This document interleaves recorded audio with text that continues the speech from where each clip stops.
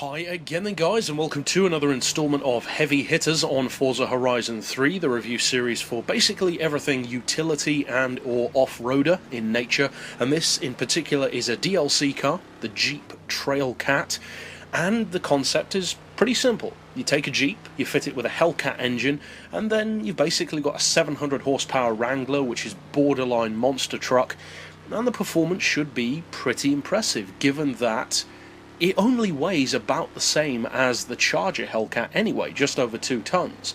So the potential performance, especially with all-wheel drive, should be really good.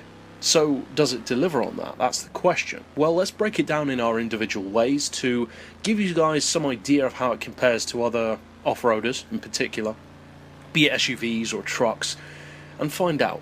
Well, first of all, as usual, we have the handling, and for the handling, I'm actually going to give this car a 5. Because, although it is reasonably big, it's not ridiculously big, it's got quite a wide track, it's quite high off the ground, it's got those big wheels, big tyres, which are great for off-roading, but on-road as well, it actually handles really nicely. It's not necessarily as nimble as some other SUVs, sports ones for instance, but the handling is nicely weighted, it's got a little bit of softness to it, but it's actually a pleasure to work with through corners. It lends itself naturally towards drifting, but not necessarily time-consuming drifting, more drifting to aid you through corners, or just for fun, of course, if you want to.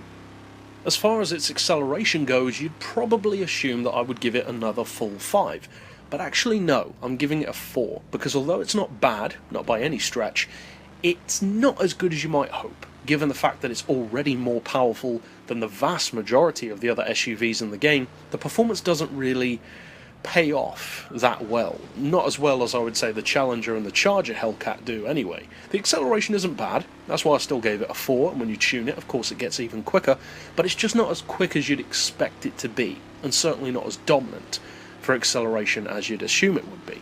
As far as top-end speed, well, unfortunately again it's going to take another hit, but a worse one than the acceleration, because the acceleration is still very good, whereas the top speed, to be completely honest, is a little bit under par. It's not the most aerodynamic of cars, but then again, plenty of other vans, for instance, in this category, like the Transit or the Vandura, they're not exactly aerodynamic either, but they still manage to do pretty impressive speeds. This one, though, struggles to pass around 200 miles per hour, even with everything done to it. So it's kind of an underperformer as far as top-end speed goes, and that's a shame, because the car, you would assume, would probably be a good top-end speed car, but it just isn't. As far as value for money goes, I'm actually going to keep that streak alive with another 3, because unfortunately we already mentioned that the straight line performance is nowhere near as dominant as you'd assume it would be. In fact, it's not dominant at all.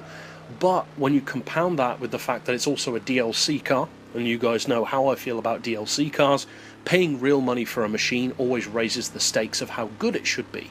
And unfortunately, given that plus its straight line performance, or lack of it, it's just not that great value. It's not awful, it can definitely give you race wins, but it's not fantastic either.